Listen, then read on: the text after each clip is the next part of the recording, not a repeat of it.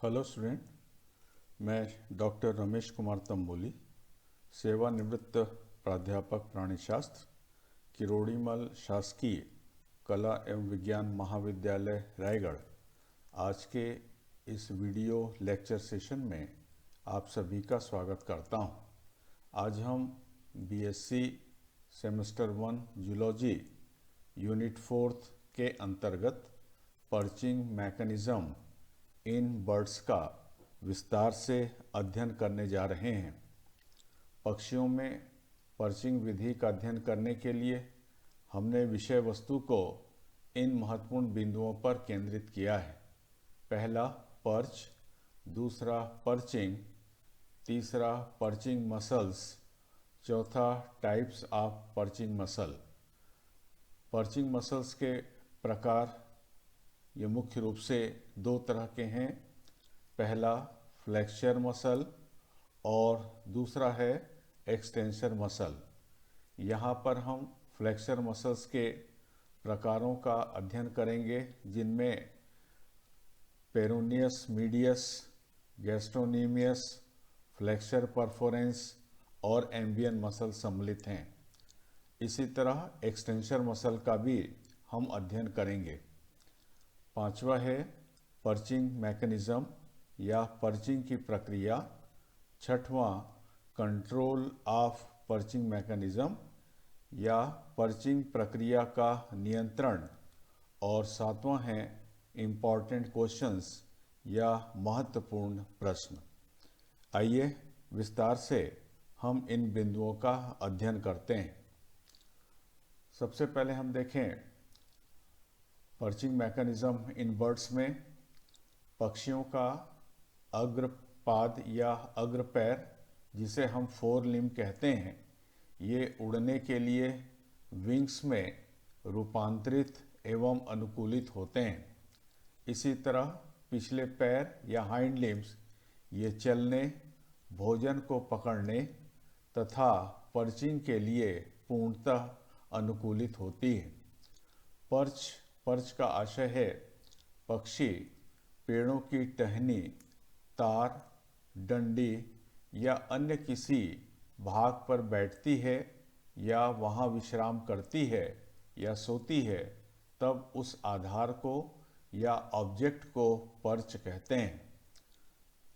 Perching का आशय है पक्षी किसी भी आधार पर बैठता है तो उसके पिछले दोनों पैर अंग्रेजी के अक्षर जेड के उल्टे आकार ले लेते हैं तथा पक्षी का शरीर घुटने से थोड़ा आगे की ओर झुक जाता है, जिससे उसके पैरों की सभी उंगलियां एक साथ तुरंत स्वचालित रूप से अपने आधार या ऑब्जेक्ट को मजबूती के साथ जकड़ लेती हैं।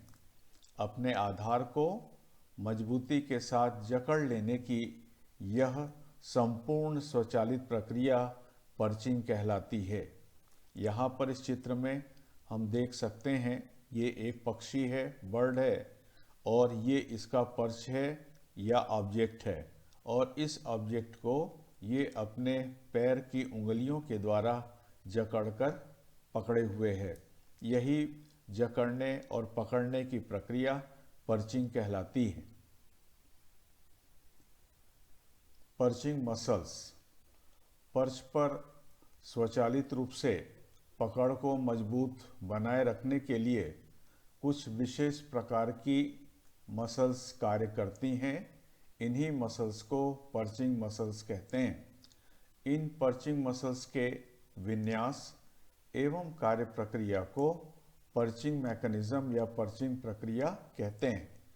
इस स्वचालित प्रक्रिया के कारण पक्षी अपने आधार को या ऑब्जेक्ट को अपने फ्लेक्सिबल टोज या उंगलियों के द्वारा दृढ़ता से जकड़ लेती है, जिससे उसके नीचे गिरने की संभावना नहीं होती है।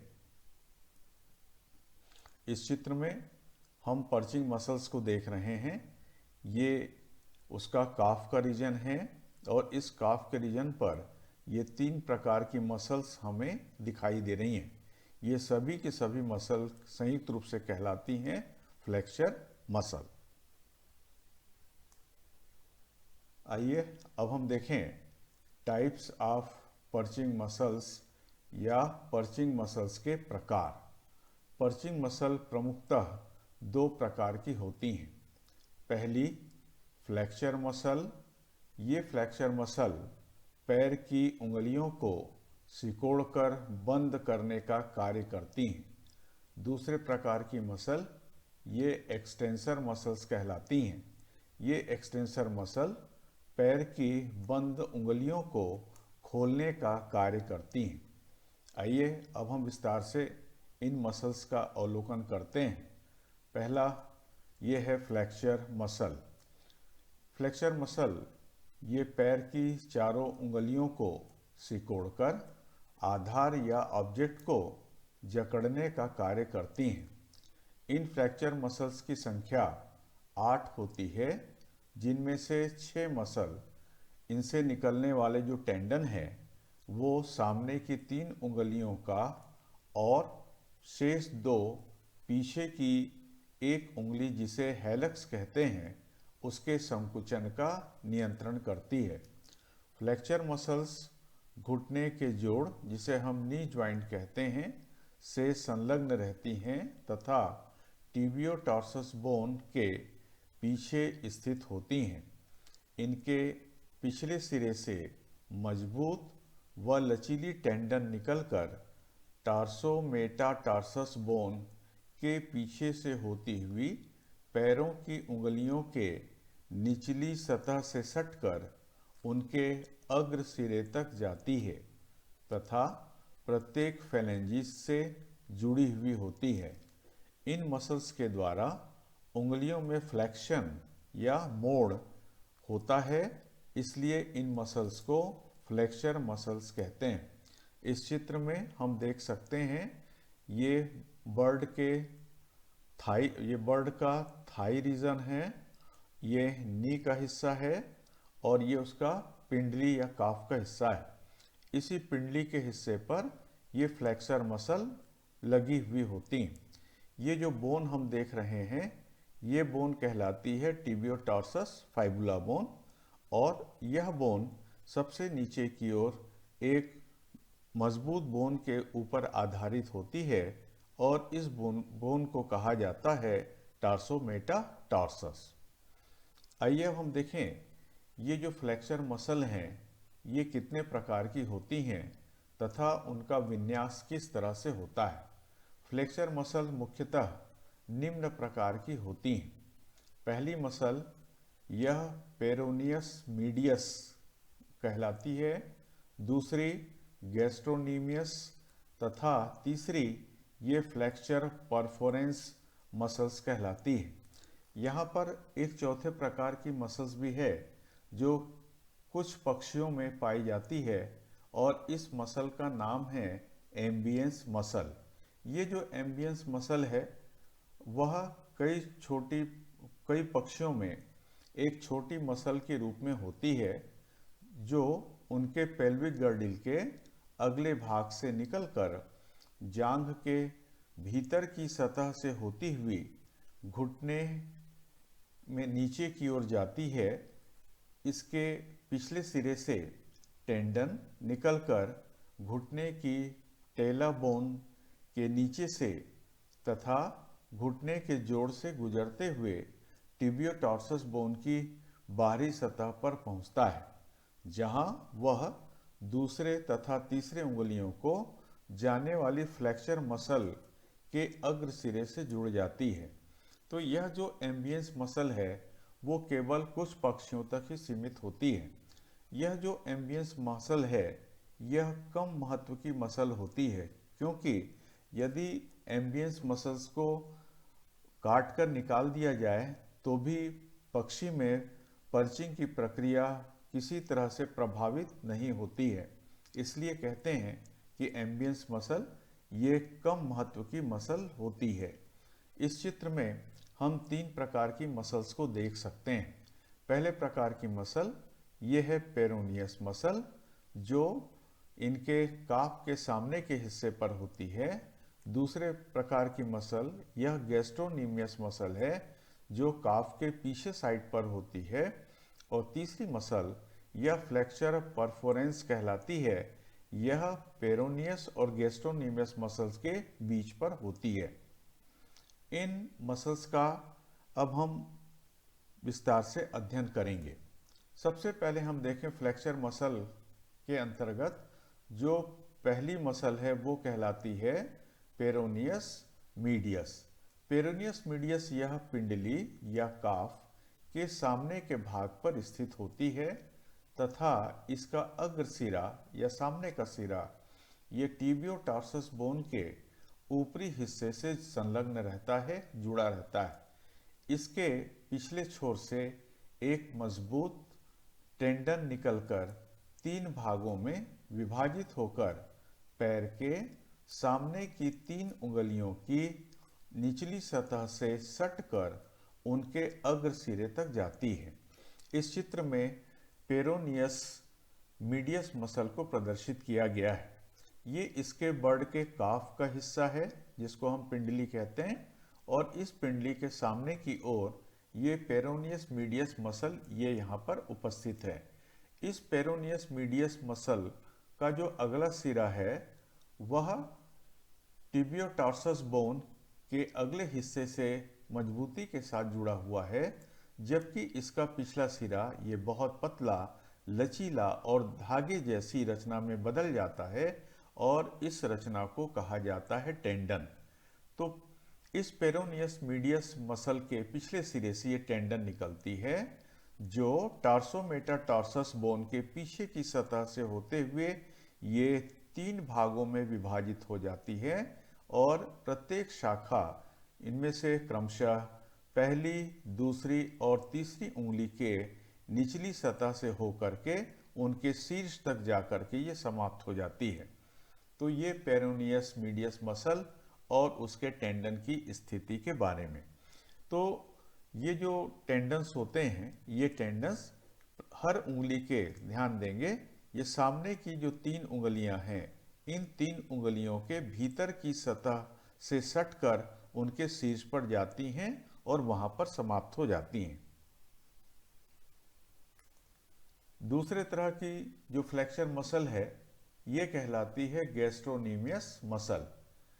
यह गैस्ट्रोनीमियस मसल काफ या पिंडली की सबसे बड़ी मसल होती है तथा यह पिंडली में टिबियोटार्सस बोन के पिछले भाग पर स्थित होती है। इस गैस्ट्रोनीमियस मसल का अग्र सिरा टिबियोटार्सस बोन के ऊपरी सिरे से जुड़ा रहता है। इसके पिछले छोर से एक टेंडन निकलकर पेरोनीमियस मीडियस के टेंडन के साथ मिलकर पैर के सामने की 3 उंगलियों के सिरों तक जाती है।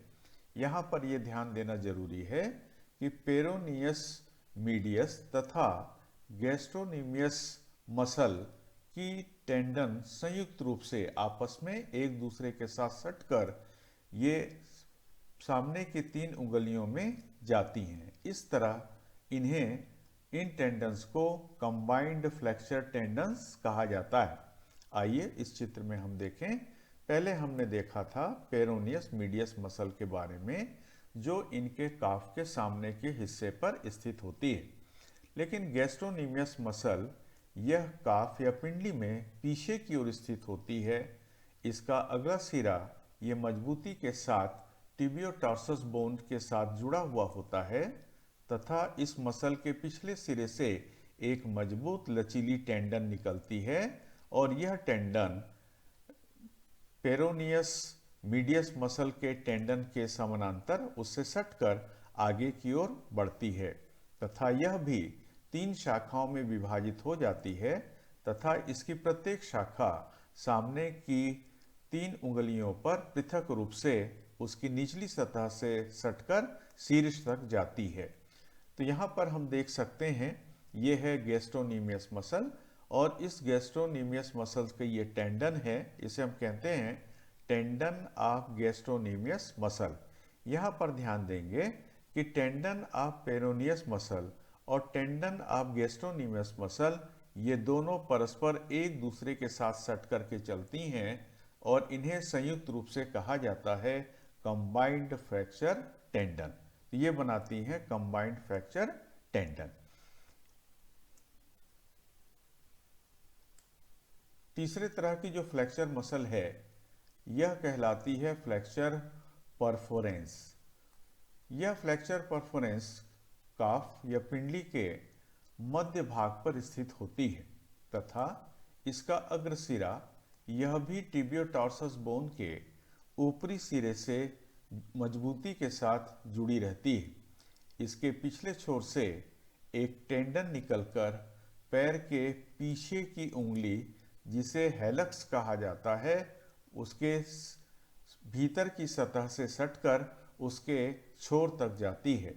यहाँ यह ध्यान देना जरूरी है कि इस फ्लेक्सर परफोरेंस का जो टेंडन है यह एक पट्टी या स्ट्रिप के द्वारा पेरोनियस मीडियस मसल के टेंडन के साथ जुड़ी रहती है, जिसके कारण से किसी भी टेंडन में खिंचाव होने पर पैर की सभी चारों उंगलियां एक साथ स्वचालित रूप से बंद हो जाती हैं और अपने पर्स या ऑब्जेक्ट को दृढ़ता और मजबूती के साथ ये जकड़ लेती हैं।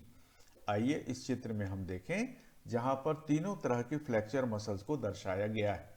ये पहले तरह की फ्लेक्चर मसल है जिसको कहते हैं पेरोनियस मीडियस, जो इनके शैंक रीजन पे सामने की ओर स्थित होती है।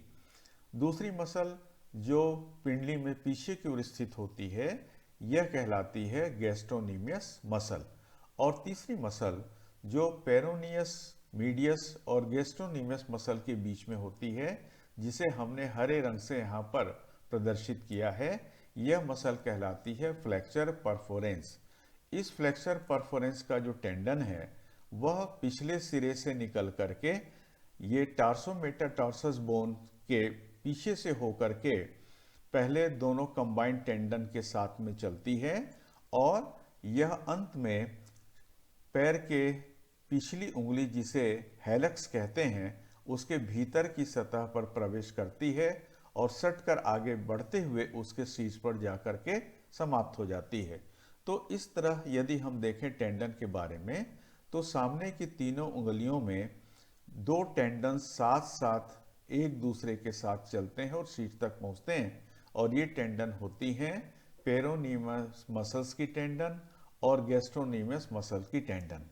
जबकि पिछली एक उंगली जिसे हम हेलक्स कहते हैं उसके भीतर की सतह पर केवल एक ही टेंडन आती है और यह जो टेंडन है वो फ्लेक्सर परफोरेंस मसल की टेंडन होती है।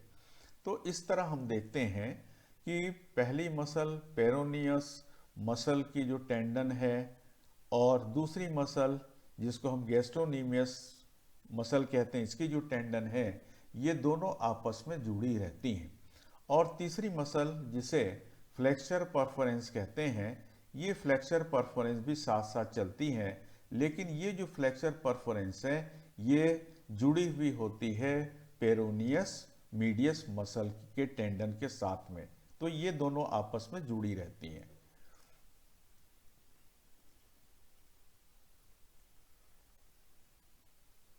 दूसरे प्रकार की मसल यह एक्सटेंसर मसल कहलाती है। एक्सटेंसर मसल ये पैर की उंगलियों को खोलने का काम करती है। तो टिबियोटार्सस बोन के सामने अनेक एक्सटेंसर मसल पाई जाती हैं जो अग्र टिबियलिस मसल का जो टेंडन है वह इंटरटार्सल जॉइंट के सामने से नीचे की ओर जाती है और तीन शाखाओं में विभाजित होकर पैर के सामने की तीनों उंगलियों में एक एक शाखा जाती है। यहाँ ध्यान रखेंगे ये शाखाएं, ये तीनों शाखाएं उंगलियों की ऊपरी सतह से होकर सटकर उनके सिरे तक जुड़ी हुई होती हैं। जब पक्षी उड़ने के लिए अपनी पिंडली को ऊपर उठाता है तो ये एक्सटेंसर मसल्स के संकुचन से टेंडन में खिंचाव होता है और पैर के सामने की तीनों उंगलियां खुल जाती हैं। इस प्रकार पक्षी अपने ऑब्जेक्ट या पर्च से स्वतंत्र हो जाता है। तो इस चित्र में हम देख सकते हैं ये जो मसल है जो टॉर्सोमेटाटार्सस के ऊपरी सतह से होकर के आ रही है, इसे हम कहते हैं टेंडन ऑफ एक्सटेंसर मसल। और ये टेंडन हम देख रहे हैं कि सामने की तीनों उंगलियों के ऊपर की सतह से होकर के यह उनके शीर्ष तक जाती है। और इस तरह जब एक्सटेंसर मसल में संकुचन होता है तो ये टेंडन पीछे की ओर खिंच जाती हैं, जिनके कारण से इनकी उंगलियां खुल जाती हैं। और उंगलियों के खुल जाने के कारण से पक्षी अपने पर्च से स्वतंत्र हो जाता है। तो इस तरह हम देखते हैं फ्लेक्सर मसल ये पर्च को पकड़ने का या जकड़ने का काम करती हैं, जबकि एक्सटेंसर मसल ये पर्च को छोड़ने का काम करती हैं। हम यहाँ एक समरी देखने जा रहे हैं फ्लेक्सर मसल और एक्सटेंशन मसल का। टेबल में हमने ये 4 कॉलम बनाए हैं, जिनमें पहला कॉलम है मसल का नाम, दूसरा मसल का प्रकार, तीसरा उसका स्थिति या लोकेशन, और चौथा है टेंडन का जुड़ाव। तो पहले हम देखें फ्लेक्सर मसल के बारे में। फ्लेक्सर मसल का कार्य है पर्च को जकड़ना या मजबूती के साथ पकड़ना। ये 3 प्रकार की मसल हैं। यहाँ चित्र में हम देख रहे हैं ये पहले प्रकार की मसल जिसे हमने ब्लू कलर से दर्शाया है, दूसरे तरह की मसल जिसे रेड से दर्शाया है, और तीसरे तरह की मसल इसे हमने ग्रीन से दर्शाया है। तो पहले प्रकार की जो फ्लेक्सर मसल है ये कहलाती है पेरोनियस मीडियस। ये पेरोनियस मीडियस की स्थिति हम देखें तो ये पिंडी या काफ के सामने के भाग पर स्थित होती है तथा इसका अग्रसिरा टिबियोटार्सस बोन के ऊपरी सिरे से मजबूती के साथ जुड़ा हुआ होता है। तो यहाँ पर यह मजबूती के साथ जुड़ा हुआ होगा। इस पेरोनियस मीडियस मसल के पिछले सिरे से एक टेंडन निकलती है और निकलने के बाद वह पैर के निचले हिस्से पर उंगलियों के ठीक पहले 3 शाखाओं में विभाजित हो जाती है। इनकी प्रत्येक शाखा क्रमशः सामने की पहली, दूसरी और तीसरी उंगली की सतह में नीचे की ओर सट करके इनके शीर्ष तक जाती है। दूसरी जो मसल है ये कहलाती गैस्ट्रोनीमियस मसल। इसे हमने रेड कलर से प्रदर्शित किया है। पिंडली में टिबियोटार्सस बोन के पिछले भाग में, ये इसका पिछला भाग है, में यह स्थित होती है। इसका अग्रसिरा टिबियोटार्सस बोन के ऊपरी हिस्से से मजबूती के साथ जुड़ा हुआ होता है। इस गैस्ट्रोनीमियस मसल के पिछले सिरे से एक मजबूत टेंडन निकलती है जो टॉर्सोमेटाटार्सस बोन के पीछे से होकर के वह नीचे के हिस्से पर 3 भागों में विभाजित हो जाती है और इसकी हर शाखा क्रमशः सामने की पहली, दूसरी और तीसरी उंगली में उसकी निचली सतह से होकर के उनके शीर्ष तक जाती है। यह हमने लिखा है गैस्ट्रोनीमियस मसल के पिछले छोर से टेंडन निकलकर पेरोनियस मीडियस मसल के टेंडन के साथ मिलकर पैर के सामने की 3 उंगलियों की निचली सतह से सटकर उनके अग्रसिरे तक जाती है। तीसरे तरह की मसल जिसे हमने चित्र में ग्रीन कलर से दर्शाया है यह है फ्लेक्सर परफोरेंस। लोकेशन हम देखें, यह भी पिंडली में मध्य भाग पर स्थित होती है। मध्य भाग से आशय यह है कि इसके सामने की ओर पेरोनियस मीडियस मसल है और पीछे की ओर गैस्ट्रोनीमियस मसल है। तो इन दोनों मसल के बीच में यह फ्लेक्सर परफोरेंस स्थित होती है। इस मसल्स का भी अगला सिरा टिबियोटार्सस बोन के ऊपरी सिरे से मजबूती के साथ जुड़ा हुआ होता है। इस फ्लेक्सर परफोरेंस के पिछले छोर से टेंडन निकलकर पैर के पीछे की उंगली जिसे हेलक्स कहते हैं उसके शीर्ष तक जाती है। साथ ही साथ यह जो टेंडन है वह एक पट्टी या स्ट्रिप के द्वारा पेरोनियस मीडियस के टेंडन के साथ जुड़ी रहती है। अब हम देखें एक्सटेंशन मसल के बारे में। एक्सटेंशन मसल का कार्य है पर्च को छोड़ना। ये एक्सटेंशन मसल है और इस एक्सटेंशन मसल का ये टेंडन है जो सामने की 3 उंगलियों को उसकी सतह से होकर उसके शीर्ष तक जाता है। टिबियोटार्सस बोन के सामने अनेक एक्सटेंसर मसल पाई जाती हैं। इन एक्सटेंसर मसल के टेंडन इंटरटार्सल ज्वाइंट, ये जो ज्वाइंट होता है ये कहलाता है इंटरटार्सल ज्वाइंट। इसके सामने से नीचे की ओर जाती हैं, सामने से नीचे की ओर जाती हैं और 3 शाखाओं में विभाजित होकर पैर के सामने की तीनों उंगलियों में उसकी ऊपरी सतह से होकर एक एक शाखा उनके शीर्ष तक जाती है। तो यहाँ पर हम देख रहे हैं एक्सटेंसर मसल का जो टेंडन है ये उंगली की ऊपरी सतह से होकर के उनके अगले सिरे तक या छोर तक जाती है।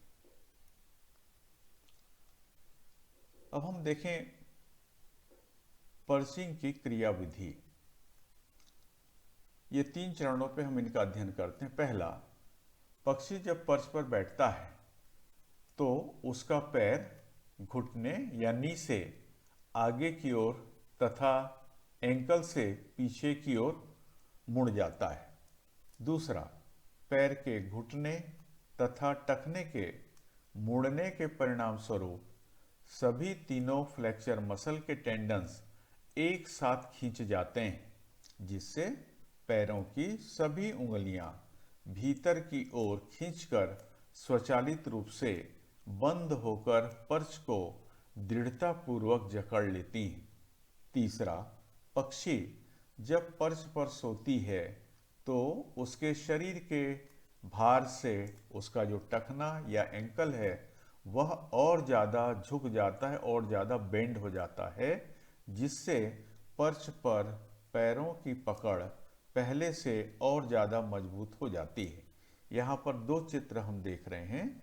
इस चित्र में हम मसल्स की स्थिति देख रहे हैं जिनके कारण से इनकी उंगलियां खुली हुई हैं, जबकि इस चित्र में हम देख रहे हैं ये पर्चिंग स्टेज है। तो पर्चिंग स्टेज पर हम ये देखते हैं कि इनका घुटना ये सामने की ओर बेंड होता है और इनका जो एंकल है वो पीछे की ओर बेंड होता है, जिसके कारण से यह स्थिति निर्मित होती है। जब नी और एंकल अपोजिट डायरेक्शन पर बेंड होते हैं तो इसके कारण से मसल्स पर खिंचाव होता है और इस खिंचाव के कारण से इन तीनों मसल्स के जो टेंडन होते हैं इन टेंडन्स पर भी खिंचाव होता है और इस खिंचाव के कारण से इनकी चारों की चारों उंगलियां एक साथ स्वचालित रूप से ऑब्जेक्ट या पर्च पर मजबूती के साथ अपनी पकड़ बना लेती हैं या पर्च को जकड़ लेती हैं। तो इस तरह रात को सोते समय ये जो एंगल है ये और कम हो जाता है और ज़्यादा बेंड हो जाता है, जिसके कारण पर्च पर इन उंगलियों की पकड़ पहले से और ज़्यादा बेहतर हो जाती है। आइए अब देखें कंट्रोल ऑफ पर्चिंग मैकेनिज्म या पर्चिंग की क्रिया विधि का नियंत्रण। पहला है रिफ्लेक्स एक्शन के द्वारा। पैर की उंगलियों के वेंट्रल सरफेस पर जो सतह होती है वह पैर के पर्च के संपर्क में आते ही रिफ्लेक्स एक्शन के द्वारा वो तत्काल पर्च को पकड़ लेता है। कुछ सेंसरी पॉइंट होते हैं, उन सेंसरी पॉइंट के कारण से रिफ्लेक्स एक्शन होता है और उस रिफ्लेक्स एक्शन के कारण से पक्षी अपने पर्च को तत्काल पकड़ लेते हैं। दूसरा, रिजेस का इंटरलॉक द्वारा टेंडन को बाहर की ओर से कवर करने वाली जो मेम्ब्रेन है उसके नीचे की सतह उंगलियों के बोन, जिसको हम फेलेंजिस कहते हैं, और टार्सोमेटाटार्सस के जोड़ पर रिज के रूप में उभरी रहती हैं। जब पक्षी पर्च पर बैठता है तो उसके शरीर का भार टेंडन के रिज्ड सरफेस पर दबाव डालता है और इस दबाव के कारण से इनकी जो रिजेस होती हैं वो इंटरलॉक हो जाती हैं और इस तरह से पक्षी पर्च को मजबूती के साथ जकड़ लेता है। पर्चिंग एट ए ग्लांस, ये 3 चित्रों के माध्यम से हम पर्चिंग और नॉन पर्चिंग को देख रहे हैं। ये नॉन पर्चिंग स्टेज है जहां पर इनके सामने की 3 और पीछे की 1 उंगली जिसे हम हेलक्स कहते हैं वो खुली हुई होती हैं। लेकिन जैसे ही ये किसी ऑब्जेक्ट पर बैठता है, बैठने के कारण से इनका जो नी है वो बेंड होता है, इनका एंकल या हील ये भी बेंड होता है, जिसके कारण से इनके टेंडन्स पर खिंचाव होता है और उस खिंचाव के कारण से इनकी सामने की 3 और पीछे की 1 उंगली बड़ी मजबूती के साथ अपने ऑब्जेक्ट या पर्च को जकड़ लेती हैं।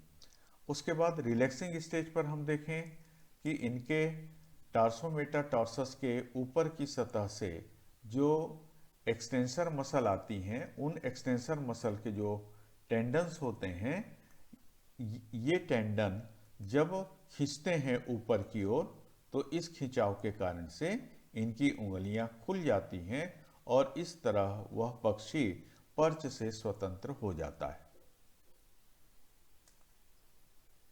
आइए अब देखें क्वेश्चन अवर। परीक्षा के दृष्टिकोण से यह प्रश्न महत्वपूर्ण है। Question 1, what is perching? Perching क्या है? What are perching muscles? Perching muscles कौन कौन से हैं? Question 2, write the name and function of perching muscle. Perching muscle के नाम और उनके कार्य लिखिए।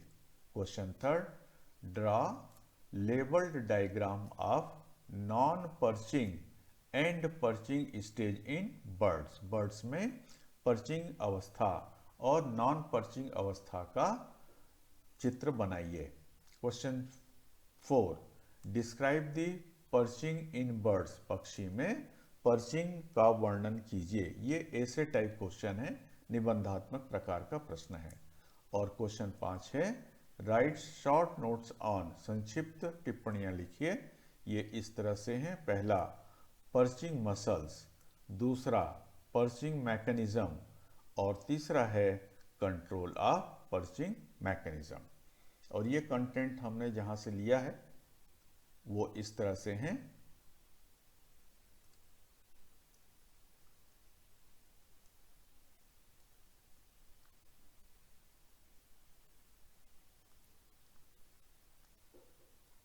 Thank you.